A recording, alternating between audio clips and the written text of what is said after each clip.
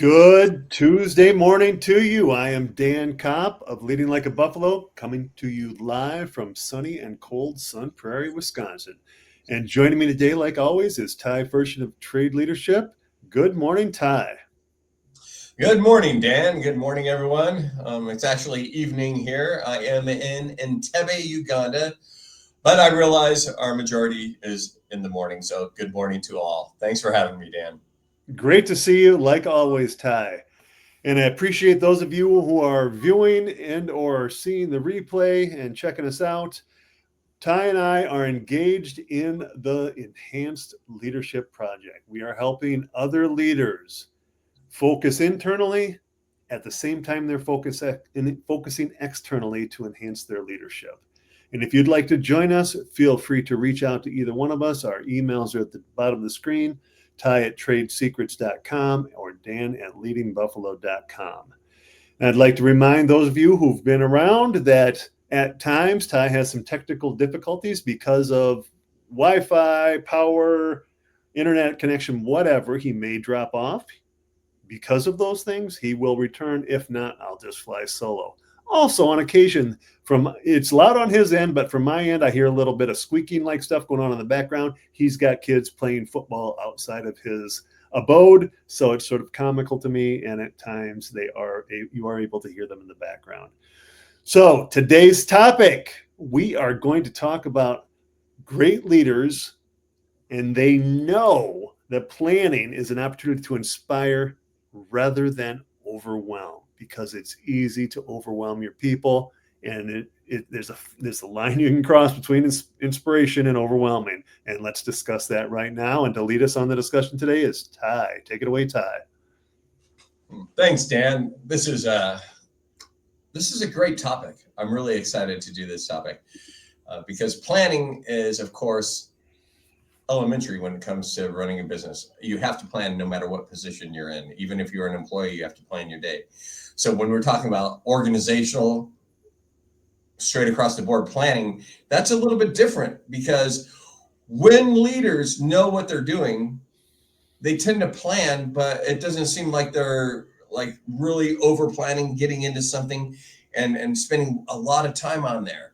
But that's where the difference is between being a planner. You're a leader in the organization. You're a CEO. You know about this much information about what is happening, and you want to get to this far. I don't know if you can see my hands. I'm looking in the video.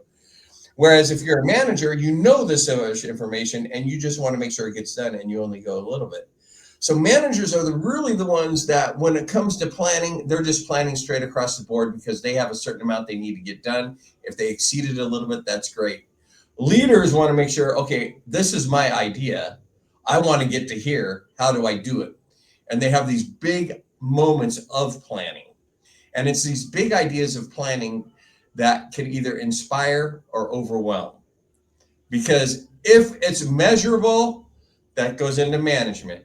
If it's an idea and it's conceptual, then you want to make sure that your employees or your team is buying into it, and they're not going to be, man, we can't do all this. This is too much.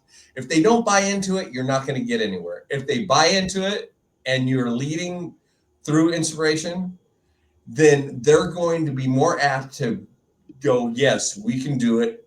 Where do we start? And I'm going to leave it right there because I got a lot of other stuff to say, but that's the two differences I wanted to bring out in the beginning. The idea for this topic that we are doing this week, we talked about last week, building momentum for the new year. And we talked about how to do that coming off an extended holiday break for a lot of people, good or bad. There was a break, and some people it was bad. That's just the fact of life. So we talked about how to move forward, and that was the inspiration for today's topic. And moving forward, people need to think about the people involved. So things that I think about when I'm planning are, I agree with Ty, a leader saying, all right, this is what I want to do, but here's the impact that we're going to have, this wide expanse, right? So how do we get from my maybe laser focused idea, or even an ambiguous idea that, hey, this is sort of what I want to get there, but I'm not sure how, and how do we get that to the people without overwhelming them?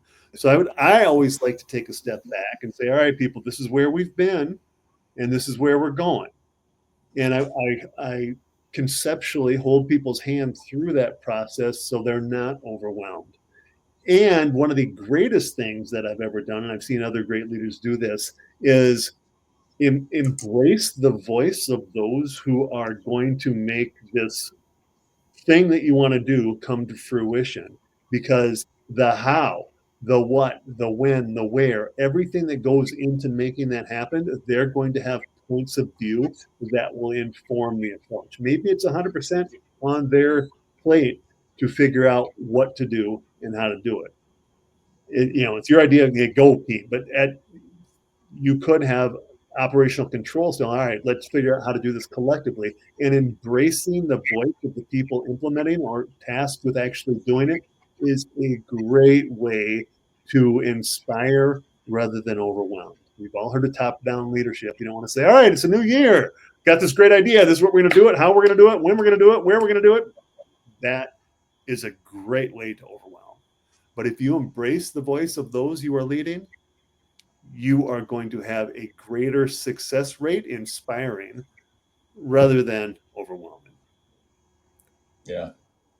Yeah, absolutely. And that goes back also when you have that initial conversation of this is where we're going, that goes back to that follow up. You got to follow through with it. If you don't follow through with it, then it is going to be overwhelming. If you do follow through with it and think, oh, okay, maybe we can do this because they're serious about doing it. They're passionate about it. And when you add passion to your goals, that's when people get excited and they forget about, okay, this is a lot. It's overwhelming. No, they're passionate. We can do this. It's like giving that pep talk to a team that's down 7 points and you got, let's go team, give one for the Gipper or whatever. Like so. Exactly. I hadn't thought about the emotion embedded in what we're talking about until you just brought it up. It wasn't even on my radar. The passion has to be there. The emotion has to be there. Obviously, if you hear a leader like, all right, we're going to do all these new stuff, and there's trepidation in their tone or in the way they communicate, oh boy, that could lend itself to the feeling of being overwhelmed if you're the person doing it or the employee in this case. But if you're like, hey, this is going to take us to the next level, we're going to have the outcomes, we're going to and there's excitement in everything you do, whether it's written communication or verbal communication or just how you present the information. If there's excitement, that is contagious. Not, all right, people, we're going to do X, Y, and Z, and this is the goal. And by the end of the first quarter, we need to have this done. And great, you just cause people to not be excited, and the tendency to be overwhelmed is greatly increased if you've got people who are just going through the motions. So I hadn't thought about the passion. You've got to be excited about it, and you've got to be energetic, because that energy will inspire others to be energetic and excited about it. Yeah, and that's perfect because I'm glad you brought that up because it's someone's job has to be to inspire with passion. And someone's job has to be, okay, we've got these people inspired. Now what? And so those are the people that you were talking about, the XYZ, we have to do this. Those are the ones that have the tools to do it. So the type of planning system you're going to do, the managerial, the kind of the oversight with these are our target dates. I think that comes in after you get everyone motivated and inspired to do it, to buy into it. And I hate using the word buy into it because it sounds like I'm a used car salesman. But you really need your team to, yes, we can do this. This is a great idea. And then you use the tools, the how-to, the managerial parts of planning, the prioritization, all the stuff that goes along with planning and time management, planning backwards from the target date all the way to today. We have that ability to do use the tools available to do that, whatever method you use, as long as it's a guideline for where you're going. Right. But it doesn't do any good to start with that first. This is what we're going to do. if they're not inspired, if they don't Right. have the passion there. Yeah. Let's I'm going to give you an example here. Let's assume we're looking at something through a managerial lens, and as a leader of an organization with decision making ability, you've decided that your compensation system is antiquated and you need to replace it. Now, there's two ways that you could approach this. You could tell your people, hey, in an email or even in a meeting, hey, people, we're going to change the compensation system. Period. Yeah. Immediately, people are like, oh, no, yeah, no, it's not good, right? And I'm speaking from experience because I used to own a company in which we consulted with organizations and companies to change their compensation systems that did wondrous things for their people and their organizations. So I inevitably have the question, how should we roll this out? So let me give you my answer, which shows the opposite end of the spectrum to inspire and get people excited versus the first one would have been, oh no, what are they doing to us? In an email, communication, however you communicate it, ideally in person, say, hey, I need to own something. I'm the decision maker here, and I've realized that how we're compensating you does not make sense because you guys are doing great things and we're not compensating you for them. So I'm going to work with you. I need to have your voices tell me about what greatness is in your role so that we can create compensation systems that recognizes the great things I know you're already doing. So over the next 6 months or by the end of the first quarter, we're going to have a new system in place, but I need your help getting there because this new system needs to meet your needs. At the same time, it gets us off the old antiquated approach. So I just gave you two examples of how you could roll out something that is managerial in nature, changing compensation systems, but one is sort of through a management lens. Hey, we're changing it. FYI, by the end of the first quarter, we're going to have something new. No one's going to want to hear that. Versus the other one, like, well, heck, I'm doing great things. They're going to pay me for them now, and I'm not telling anybody anything that's new. They know that the younger generations are jumping ship all the time for more compensation, but they simply want to be recognized for the great things they're doing. They want to make a difference and they want to be recognized for it. And I haven't run into anybody that says I want to be overpaid for what I'm doing. I simply want to be paid for the things I'm doing to make this company or this organization great. If they're not going to pay me here, I'm going to go over there and do great things for them because they'll recognize it. So when they hear things like, we're going to talk to you and incorporate a system that allows you to get paid for the great things you're doing, they're thinking, oh, yes, I love it here. This is great. Now, those people who aren't doing the great things aren't going to ask this question, but they're thinking, well, what about those of us who don't do great things? Where do we end up in all this? It's about time to make decisions based on the great things your people are doing versus a status quo approach to a longevity-based system. So that's all the discussion points I talk to people about when I'm talking about change. Say, I'm going to own what's wrong, and I want your help to fix it to get us where do we need to be.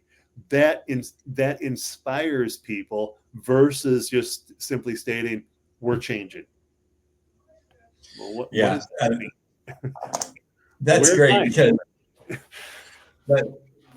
that really brings something to light because you're bringing it from 2 points, and the one commonality is neither one of those ways is a lie.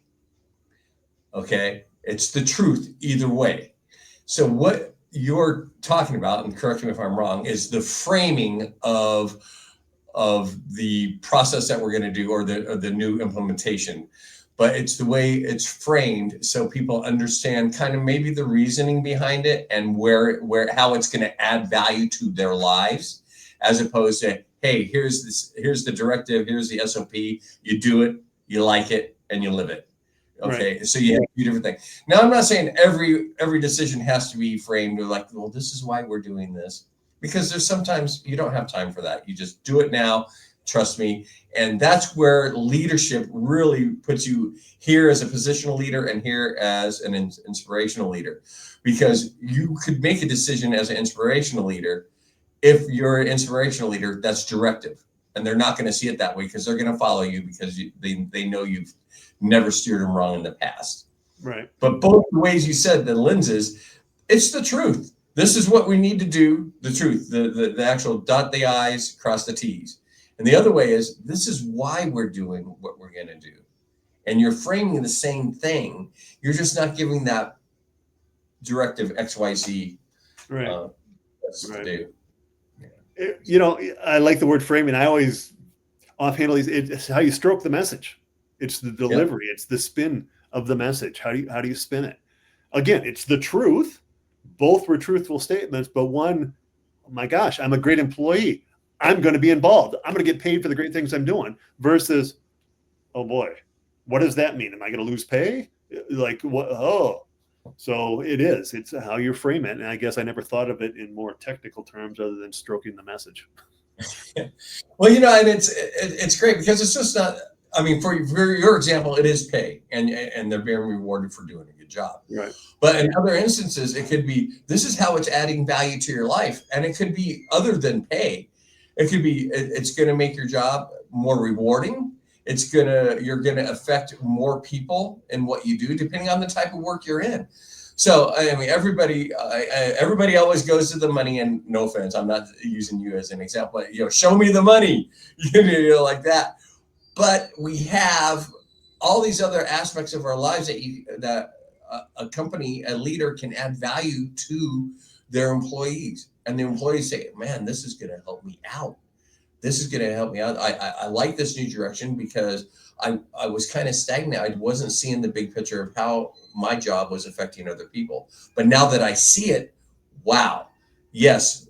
And they buy in and they go to it. So I really like that aspect that it fits across every sector, every position. What's going to add value to your employees? It's whatever means a lot to them. And if you frame it in a way and tell the truth when you're framing it, right? You don't want to frame it and say, this is what it's going to be, but actually it's not. And don't have an ulterior motive when you're doing it, although it may have an unexpected consequence. That's different than an ulterior motive. Okay, so you don't want to be like conniving behind, okay, if I do this, I'm this much closer to getting my ultimate goal. Be transparent. And that goes along with be the buffalo. Absolutely. Like that. Yeah, be beyond reproach. And I'm an open book, and I'm going to tell people what our system's wrong. Whatever the system, maybe we've given them wrong benefits. The younger generations don't want the Cadillac of health insurance. They want other trending benefits are out there. So maybe you're not looking to save money. You're just looking to give the benefits that your employees prefer. All right, employees, we're going to change benefits. Well, yay. What does that mean? Am I losing some employees? I know there are alternatives to what we're doing, and we could better, more wisely spend our benefit dollars.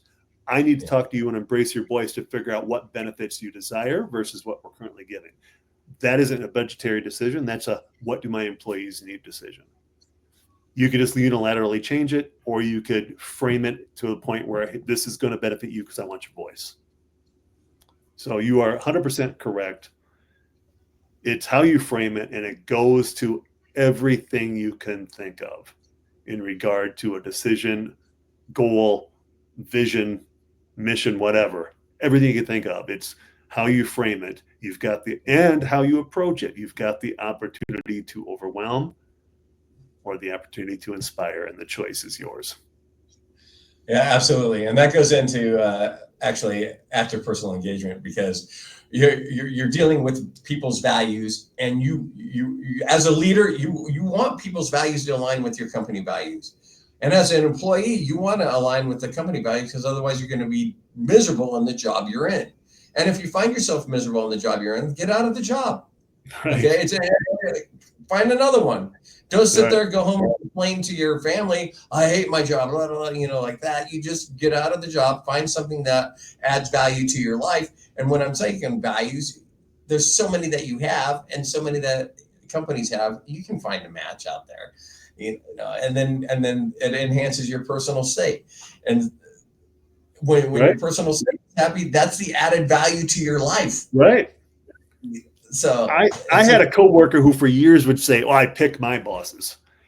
I knew what she meant, but most people what is she behind the scenes and manipulating stuff to get the people she said, if I'm not happy here, I'm going to go find a job where I can pick the boss that will make me happy. So that's what she meant by it. But people, all she said, I pick my own bosses. So she lived that. If she didn't like what was going on, I'm going to seek someplace where I do fit better. And it wasn't about disgruntlement. It was like, I don't fit here. She just couched it in the term, I pick my own bosses, which I sort of think is rather comical, and it could be deemed as arrogant and conniving, whatever, but she meant it. If I don't fit here, I'm going to go someplace I do fit. That's all she meant. That's great. I'm laughing because Dan and I were talking just a little bit before this about me and picking the bosses, and I'm not going to go into it now. I think we save it for next week because you know what I'm talking about, right? You know, yeah. So tune in next week if you want a little bit insight to my mind. But I got to warn you, might never get out. Yeah, so. It's a scary place. All right. Well, I hope you've gained some knowledge about how to inspire your people without overwhelming them. And Ty and I had a great discussion. And if you'd like to work with us and join the Enhanced Leadership Project, feel free to reach out. Again, our emails are at the bottom of the screen, Ty at Trade Secrets and Dan at LeadingBuffalo.com. Or you can contact us directly on LinkedIn. We'd love to hear from you. We can come in and do keynote speaking. We can do organizational training, mentoring, coaching. We can meet the needs of your organization or you as an individual.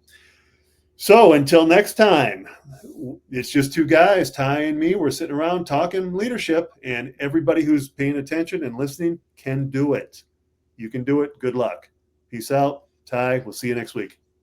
All right. Take care. See you, everyone.